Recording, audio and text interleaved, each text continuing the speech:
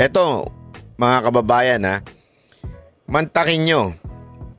Lahat ng nangyayaring kaguluhan ngayon sa gobyerno ay dahil sa putang inang pag-iimbestiga ng Kamara dito sa budget ng OBP. Na ang pinagbasihan nila ay yung hindi pa tapos na pagsisiyasat ng COA. Ano po ba ang COA? Ang COA po ang independent body, exclusive na nagsisiyasat at nagsasabi kung merong bang nagamit na mali o tama doon sa budget ng isang ahensya ng gobyerno. Ito po ay exclusive na kapangyarihan lamang ng COA, Commission on Audit. Kaya lang, eto mga tarantadong mga congressman nito, mga putang ina ninyo talaga, pinapakialaman ninyo ang hindi ninyo trabaho. Hindi ko alam bakit kayo tumakbo ng congressman, edi sana tumakbo na lang kayong sa COA, nagpa-appoint na lang kayo dyan, kesa naman sa naging congressman kayo. Alam naman po natin kasi ang motibo nila. Alam mo naman, inutusan sila nung kanilang pinuno dyan para ho sirain si VP Sara Duterte ang kanyang credibility. Kaya pinakialaman nila ang isang bagay na exclusive lamang sa COA. Ang i-audit o tignan ang budget ng ahensya ng bawat gobyerno, bawat departamento ng gobyerno kung tama o mali. Ang ginawa po nila, pinakialaman nila, yun lamang sa Office of the Vice President. O, di ba mga tarantado talaga? Gago! Mantakin mo, pinahaba-haba yan. Ang dami nilang sinasabing hindi maganda. O, patungkol sa budget ng OBP, pinakikialaman nila kahit confidential funds. Puntangin ng yan, no? Nakakabwisi talaga. Alam mo kung bakit? Yung confidential funds na tinutukoy nila, 100 plus million lang. Pero yung confidential funds ng Office of the President, 4.5 billion? Billion na, billion. Etong kay VP Sara Duterte, 100 plus million lang. Mantakin nyo, and yet, ang sinasabi nila ay may katiwalian daw, meron daw hindi tama. Aba, ang pwedeng lang magsabi niyan ay COA. Oh. Anong ginawa nila? Inimbitahan nila yung COA. Inimbitahan nila yung COA, inipit nila yung COA, tapos inipit nila yung mga staff ni VP Sara Duterte sa Office of the Vice President, pinagbintangan, ba't hindi masagot, bakit kinausap ang COA, bla bla bla. Ang sinasabi lang naman po ng Chief of Staff ni VP Sara Duterte ay, sandali, nag-iimbestiga pa kayo. Huwag muna ninyong ibigay sa Kamara kasi hindi pa tapos ang investigasyon. Tanungin ko kayo, mali ho ba yun? Tama ho yun eh. Mantakin mo, pagkain, niluluto, hindi pa tapos lutuin, gusto mo na ngayon ibigay do sa food critic. Sana nga kung food critic ang pagbibigyan mo eh. Hindi, yung kalaban. Ang pagbibigyan mo nung niluto mo, ano siyempre sasabihin nun? Siyempre hindi maganda. Di ba ho? Tapos, unang-una, hindi pa nga tapos lutuin eh, kinuha mo na. O, sinong gago? O, di ba? Yung mga congressman. Walang iba. Ngayon, naging fiasco yan. Lahat ng mainstream media binalita yan. Pero ngayong natapos na yung pagsisiyasat ng COA, mantakin mo, iilan lang ang nagbalita. Karamihan ng mainstream media, mga ulul talaga. Karamihan ng mainstream media, mga prostitute talaga. Karamihan ng mainstream media, binayaran na talaga. Alam nyo kung bakit? I-google ninyo. Kasi bumagsak talaga ang income ng mainstream media. Kaya ngayon, ewan ko, siguro nagpapabayad na lang sila sa mga politiko. O di ba? Ngayon, pag nagpabayad ka na sa politiko, definitely kung ano lang kagustuhan ng politiko, yun lang ibabalita mo. Ganyan ang nangyayari ngayon. Mantakin mo ha, yung mali, inire-report nila. Pero yung konklusyon ng COA, hindi na nila ni-report. O di ba mga gago lang? Hindi nyo masyadong nabalitaan to. Saan nyo lang nababalitaan to? Sa social media. Alam mo, buti nga talaga. Ako, special shout out ha, sa mga naninindigang mainstream media tulad ng SMNI, UNTV, at yung Net25. Yan ho yung talagang nakikita kong hindi ho bumibigay. Ibig sabihin, hindi ho yan bumabaluktot sa kanilang prinsipyo. Nakakatuwa at meron pang mga natitirang ganyan. Sana manatili po kayong tuloy-tuloy para sa katotohanan. At patas na pagbabalita. Hindi ko sinasabing kampihan ang mga Duterte. Hindi, patas laang na pagbabalita. Katulad nga ho nito, ipapakita ko sa inyo ito ha. Ito, ayan ho yung COA report. Ha? Nakikita nyo naman yan. Ipapaliwanag po natin yan ng maiging-maigi para ho mas maintindihan natin. Ganito lang po kasimple yan. Yang sinasabi ng COA, ayan po ay parang report card. Okay? Kung papaano ginamit ng Office of the Vice President yung pera na ibinigay sa kanila. Okay? As an independent auditor o inspector, as independent body na nag-iimbestiga ng budget, ito ho ang nakita nila. 1, after checking everything, we confirm that the OBP's financial records are accurate, complete, and follow international standard. Ulitin ko, after checking everything. Pag sinabi mo po bang everything, lahat? Kasi ang dahilan ng kamera dito sa nilabas ng COA, hindi kasama dyan ng confidential fund. Gago? O tanga lang kayo? Pag sinabi mo bang everything lahat, o ano lang, konti, o hindi lahat. Ha? Ayan po, sinasabi, financial records are accurate, complete. Ito pa ang pinakamatindi. Follow international standards. Okay? Parang ganito yan. Parang sinasabi, kunwari, isang estudyante, okay? Siya po ay bibigyan ng grado ng teacher. O, di ba? Yung teacher, bibigyan ng grado. Ano sinasabi ng teacher? No cheating, no shortcut, and they followed all the rules. Yun yung grado na ibinigay ng teacher dun sa estudyante. So, yun po ang binigay ng COA sa Office of the Vice President. Ibig sabihin, walang problema. Lahat ng ginawa, the student did everything by the book. Sinunod lahat ng tamang paraan. Kaya nga, meron pang tinatawag na unmodified opinion o unqualified opinion. Okay? Ano ibig sabihin nun?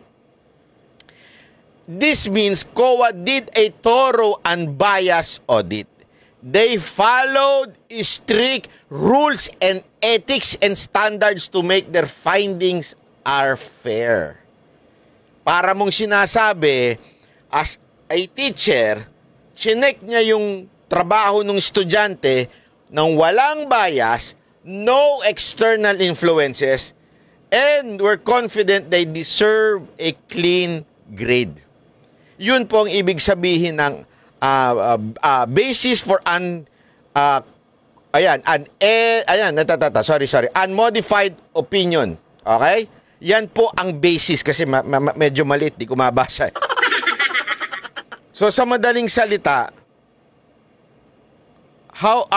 imagine a school principal, sabi nga inspecting how a student o yung OBP, Office of the President, manage their allowance for the year. Unang-unang tinitingnan kung papaano pinlano at ginamit yung budget. Clear sila dyan. Check. Ibig sabihin, walang problema. what they actually spent on it. Ibig sabihin, ano ba talaga yung pinaggamitan? Check, wala rin problema. Pangatlo, whether the student kept proper receipt and records, financial statement. Alam sabi ng COA? Clear. Check. Okay. Pang-apat, if they followed the school rules, ito po yung international standard. Ano sabi ng COA? Check. Yan po ang ibig sabihin ng kasulatan na ito. Ha? Sabi nga dito sa dulo the student did a great job managing their money's responsibly and honestly. Everything check out and there's nothing suspicious. Yun po yung parang kung i-analogy natin sa student teacher. As a matter of fact, they get an A+ for financial management. In short, mga kapabayan, okay? COA gave the OBP a perfect score for being transparent and compliant with financial rules. Ibig sabihin po, mga kababayan, walang problema. Sino po ba ang nakatanggap ng ganito? Alam nyo, nung mga nakaraang taon din, ganyan din po ang natanggap ng opisina ni Leni Robredo. Binalita ng mainstream media yan. Kasi alam naman natin, makaleni sila noon. Kaya lagi nilang binabalita yan. Nako, tida mo na, pinakamataas na ano. Yan, hindi nyo naalala nyo yun? Binabalita na media yun noon. Pinakamataas na standard na binigay ng COA ay sa opisina ni Vice President. Actually, hindi lang naman po Office of the Vice President ang nakatanggap ng unmodified opinion. Unmodified opinion ho na sinasabi nila. Hindi lamang po OBP nung nakaraan. Nagkataon lang, tuta sila nila Leni Robredo, kaya yun ang binabalita nila. Ngayon, same thing nang natanggap ng opisina ni VP Sara Duterte. Pero hindi binabalita yan ng mainstream media. Mantakin mo, ito mga kababayan, mantakin mo, pinagpiestahan ng mainstream media yang hearing na yan sa Congress, naging fiasco pa yan, may mga kinulong pa sila dahil kesyo hindi daw sumasagot ng tama, hanggang nagkagulo-gulo na, di ba? Hanggang lumabas na talaga yung si Jamela. Ay, si Jamela kasi yung babaeng naloko nung lalaki. Parang ganon si VP Sara Duterte. Sumabog na si VP Sara Duterte dahil nga sa tinatarantado ho nila ng Kamara etong mga issue patungkol ho sa budget ng OBP. Mantakin mo ang laking kaguluhang na-create doon. Di ba? Ang laki ng kaguluhan. And yet, nung lumabas na, eto, konklusyon ng COA sa Office of the Vice President Budget. Alam mo, wala. Iilang mainstream media lang ang nagbalita nito. Gago! Kasi nga, bayaran eh. Di ba? Oh, eto ngayon, binabalita natin para may paliwanag natin. Kasi, alam mo, kahit yung mga pinklawang vlogger, yung mga talo ng vlogger ng pinklawan, yung mga boring na vlogger ng pinklawan, pinagpepiestahan ho nila ito. Tuwan-tuwa sila. Pero ngayon, eto, hindi nila binabalita. Kasi nga, meron silang self-interest. Maibalik yung mga pinklawan nilang mga idol. Diba? O, gusto nila maibalik yun. Wala eh. Eto na ho, nag-report na ho ang COA. Isipin nyo yan, mga kababayan. Nag-report na at sinasabi ng malinis. Ulitin ko mataas, parang pinakamataas na grado ang nakuha ng OBP. And yet, mantakin mo, wala silang sinasabi. Hindi, kayo. Oh. Banat Bay, paano na yung kay Mary Grace Piatos na yan? Alam nyo mga kababayan, yung kay Mary Grace Piatos na yan, kaya pinag-iinita na Makatae Black yan, yung Kamatayan Black na yan. Alam nyo ba't yung pinag-iinitan yan? Kasi ang gobyerno talaga gumagamit ng mga alias sa mga binabayaran nila para ho ma-pin down ang mga komunista at mga terorista. Sinong agent ang gagamit ng totoo niyang pangalan? Eh di pinatay siya ng mga NPA.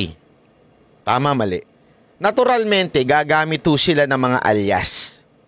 Diba? Gagamit po sila ng alias para pag natanggap nila, kaya nga confidential yan eh. Alam mo kung bakit tinawag na confidential yan? Kasi hindi pwedeng malaman ng kahit sino man. Ang pera na ginagamit for spy, pera na siguro hindi ko na kailangan paliwanag to, tanga na lang hindi makaintindi nito. Yung mga nasa kamera, tsaka yung mga vlogger na tanga, na tanso. Kaya nga confidential funds eh. Secret fund yan. Hindi mo pa pwedeng explain, ginamit yan kasi may binayaran kaming si Juan de la Cruz, binayaran namin para isuplong niya si ganito. Sinong gago ang papayag sa ganun? Kunwari ikaw, isusuplong mo yung mga NPA, isusuplong mo yung mga kasamahan mo, sinong papayag doon at ipapalagay mo yung pangalan mo tapos pipirma ka pa? Tanga ka ba? Kaya pansinin ninyo, sino ang maiinit dyan sa piatos-piatos na yan? Sino mahilig magdikdik dyan? Ngayon, lumabas na. Alam mo kung sino? Yung mga nagkaso ng impeachment. Alam nyo, etong mga kongresista nating hindi komunista, ginagamit nila yung mga kongresistang komunista para lang pabagsakin si BP Sara Duterte. Dahil nga makakalaban nung kanilang amo. At saka ang balita nga natin na kumakalat, bawat hearing malaki ang kinikita. Hindi ko alam, allegedly. No. Gayunpaman, hindi ho nila nakikita yung bigger picture. The bigger picture is si BP Sara Duterte. Rewind the history ni BP Sara Duterte as mayor of Davao. Siya talaga matagal ng galit na galit ho yan sa mga terorista, mga NPA, lalong-lalo na dito sa mga komunista sa Kamara. Galit na galit ho si BP Sara Duterte dyan. Talagang ginagamit niya ho ang mga resources ng gobyerno para i-pin down itong mga ulul na to. Bakit hindi? Mga kriminal to, mga putang inan to eh. Kriminal ho yung mga yan. Yung mga terorista na yan, kriminal ho yan. Kaya nga ho tawag sa kanila. Hindi ko nga maintindihan. Tila pinababango ang pangalan nitong mga to. Terorista nga po ito eh. Considered in the international community that these are terrorist group. Kaya nga pinipin down yan ng nakaraang administrasyon at ngayon si Vice President Sara Duterte. Mahirap yung laban na yan. Dahil sabi nga nila, itong mga terorista na ito, mga traitor ho ito. Ito yung mga, alam mo yon, mabait, pagkakaharap ka, apir, mga ganun-ganon. Pero one day, papatayin ka nito mga to. Naintindihan ho natin, ganun ho sila. Kaya nga ho, mga ano yan, mga traitor ho yan, mga yan. And, para malabanan mo sila, kailangan mo ng mga spy, kailangan mo ng mga tao na nagtatago ang identity. Alam mo, yung mga hindi nakakaunawa dyan sa Mary Grace Piatos na yan, yan po yung walang alam sa intelligence. Kahit sinong itanong ninyong intelligence officer, hindi talaga pinapangalanan yung mga ganyan. Hanggang dala-dala na ho nila yan hanggang mamatay sila. As a matter of fact, yung iba nga dyan, pinapatay na yung pangalan eh. May ganun eh. Ano ibig sabihin na pinapatay yung pangalan? Kunwari, si Juan de la Cruz, kunwari namatay na siya. Magkakaroon siya ng death certificate and everything. Patay na siya. Tapos magkakaroon siya ng bagong identity. Yung kanyang agent name. Ganun no ang ginagawa para maitago ho yung tao kung sino talaga yun. Hanggang kaduluduluhan, hindi po yan dapat pinapangalanan. As a matter of fact, pag nahuli pa nga yun, hindi nga yan sasalbahin eh. Kasi mapapahamak ho yung mga taong nagko-control. Ganyan ho yan. Ewan ko bakit, parang hindi sila nanunood ng mga Hollywood movies eh. Ganyan po, kahit sa Pilipinas, alam ko ho yan. Kasi kung maaalala ninyo, tayo po ay naka-attend din noon ng mga ilang pagpupulong tungkol po dyan sa intelligence na yan. Na kung lumalaban dito sa NPA na yan, napaka-discreet po nila. Sobrang discreet nila. Hindi mo sila makikita as parang yung magarbong, ay, grabe, general pala ito. Ay, ano pala ito? Colonel pala ito. Hindi, nagtatago yung mga identity. Okay? At yung iba, ay, ano pala ito? Kadre pala ito. Dati palang pinuno ito ng NPA. Kasama na ngayon ng military. Ganun ho yan eh. Napaka-secretive ho yan. Ngayon, ang COA naintindihan yan. As a matter of fact, si Ombudsman Martires, alam mo niya yan. Kaya nga sabi niya, di ba, confidential yan, bibigyan mo ng resibo. Kaya may statement siyang ganun. Kasi nga po, ang talagang pikon na pagpikon dyan, yung mga kaibigan ng mga terorista sa Congress. Dahil matagal ng perwisyo sa kanila si BP Sara Duterte. Matagal ng perwisyo sa kanila si BP Sara Duterte. Kaya ngayon may pagkakataon sila na gamitin sila ng pinuno ng Kamara para gipitin si BP Sara Duterte. Ginagawa nila ngayon. Tingnan niyo, nag-impeach. Di ba? Tingnan ninyo. Eto tingnan ninyo kung gaano sila ka-traidor Sinabi ni Marcos, ayoko ng impeachment. Sinabi niya yan. Tapos yung mga amuyong ni Romualdez, parang ganun din ang sinasabi.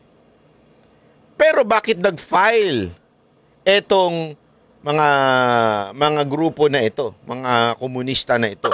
Alam niyo kung bakit? Hindi sila sumusunod sa kaduluduluhan.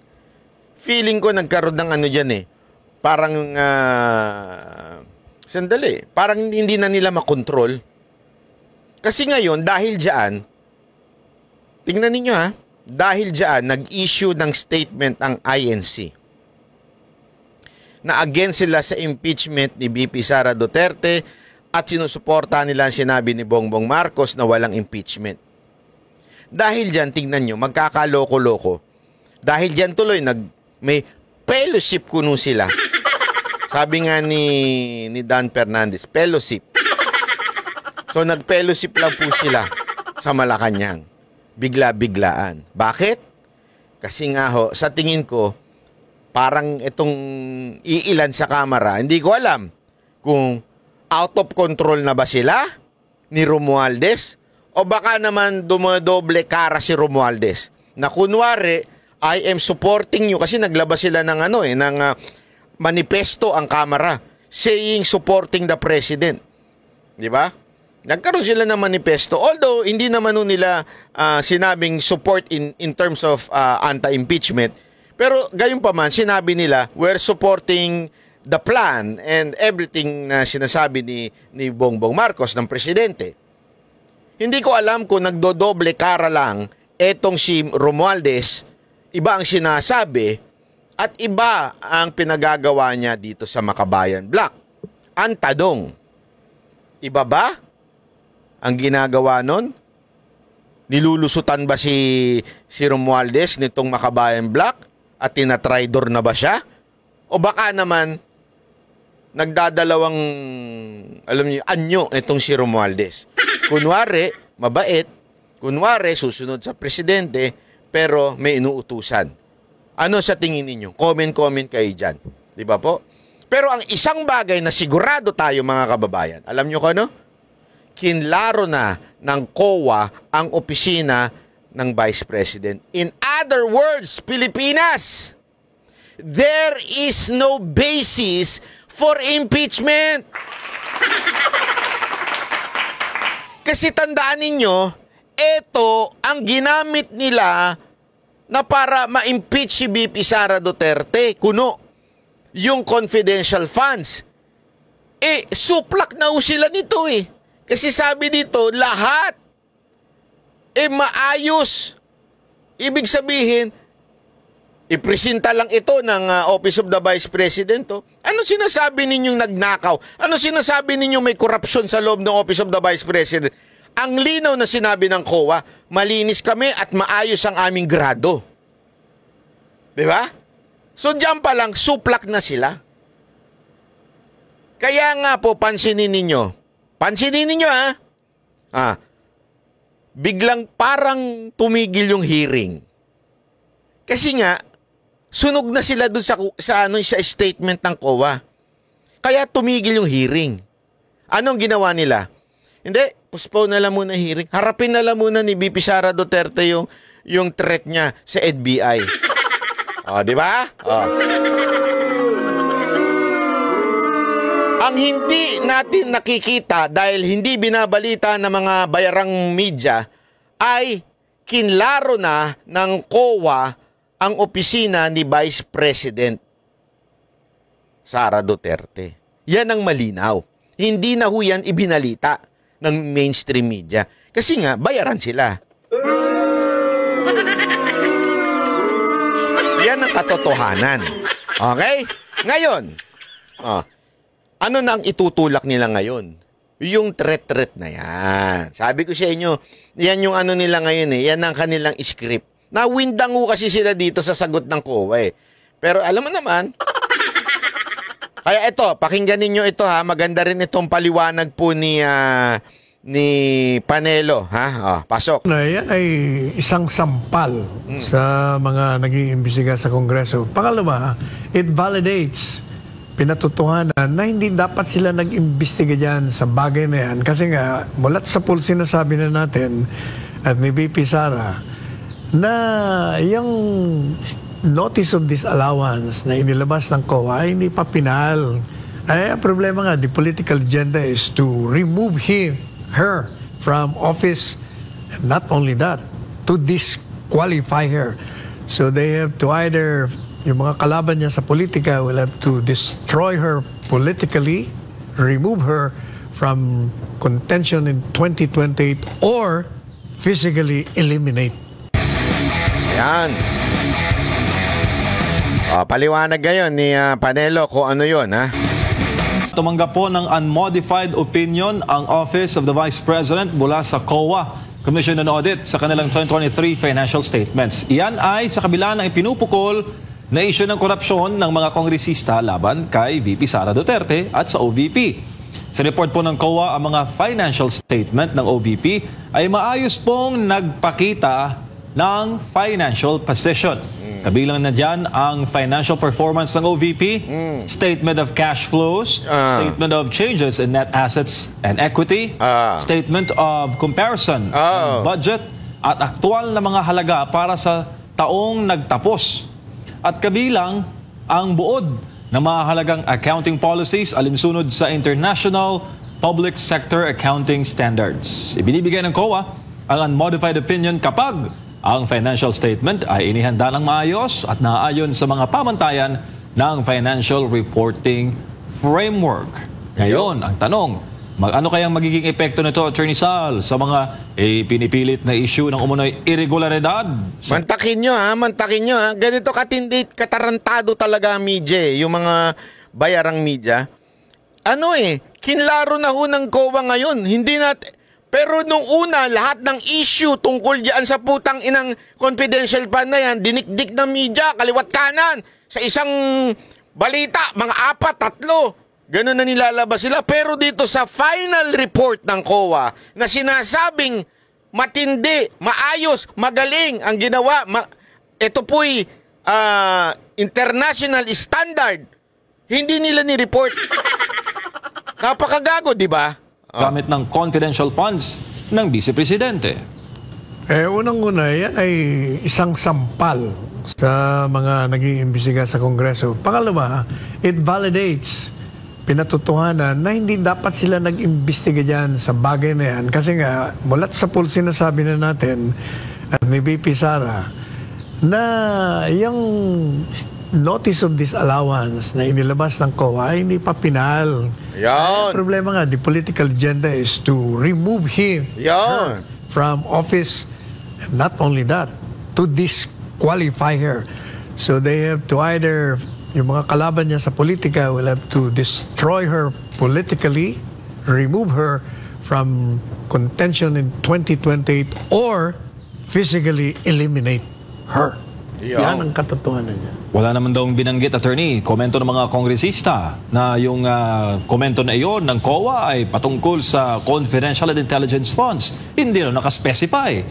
General, pondo ng OVP pinag-uusapan. Kasama yun. Hindi daw kasi naka-specify, pero ang linaw-linaw po, lahat po yan.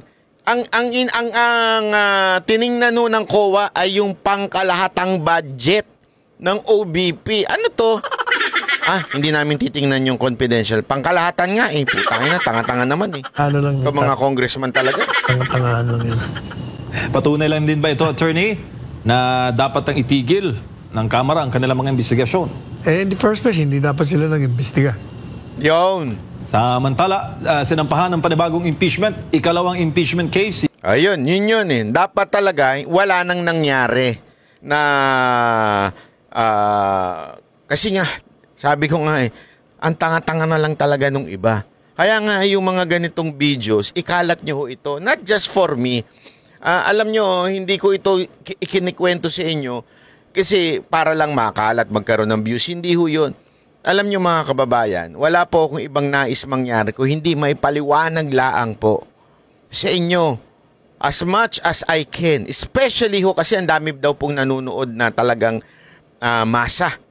Marami hong bumabati kay mo kapag nag-iikot siya sa Maynila, magpipisball, magta-tricycle na, uy, pakibati naman kami kay Banat Bay, pinanunood namin siya. Kaya nga po ako, ang gusto ko talaga mangyari, maipaliwanag ko laang ito sa lengguwahe ng pangmasa. Bakit to kanyo? Kasi ako, masa rin po ako. Talagang masang-masa po ako. Kaya nga, ang ginagawa ko, pinag-aaralan ko talaga. Talagang ni-research ko ano ba ibig sabihin ng unmodified opinion. Nagtanong ho tayo sa mga abogado. Nagtanong ho din tayo sa mga dating nasa COA. Inaalam ho natin. Ginagather natin ng lahat na malalaman natin. Tapos eventually, ipapaliwanag ko sa lingwahe na naiintindihan ng taong bayan. Kasi mantakin mo, ito ang pinagsimula ng gulo ng lahat. Di ba? Ito, yung keso hindi naayos ang budget ng Office of the Vice President. Ay putang ina, nag-conclude na ang COA eh. International standard ang ginamit para sabihin na walang problema, maayos, maganda ang grado. Mantakin mo, nagkagulo-gulo tayo lahat dahil dyan. Tapos sasabihin ng COA ito, tapos mantakin mo, hindi inilabas, hindi ipinaliwanag ng mga mainstream media. Pero yung mga katarantaduhan ng mga congressman, sinakyan nila. Alam nyo na.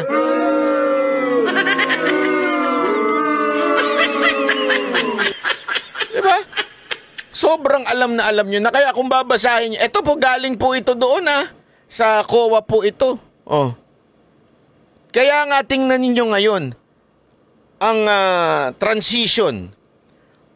Pansinin ninyo, wag na sa akin. Kayo na pansinin ninyo mga susunod na balita. Wala na dyan sa issue na yan. Bakit? Suplak na yung mga congressman dyan eh. Ibang issue na ang gagamitin na nila. Ang issue na nagagamitin nila, yung death threat kuno ni BP Sara Duterte kay Marcos, kay Lisa at saka kay Romualdez. Yan na yun. Eto na kasunod nun. Kaya nga yung impeachment na yan, yan na yan.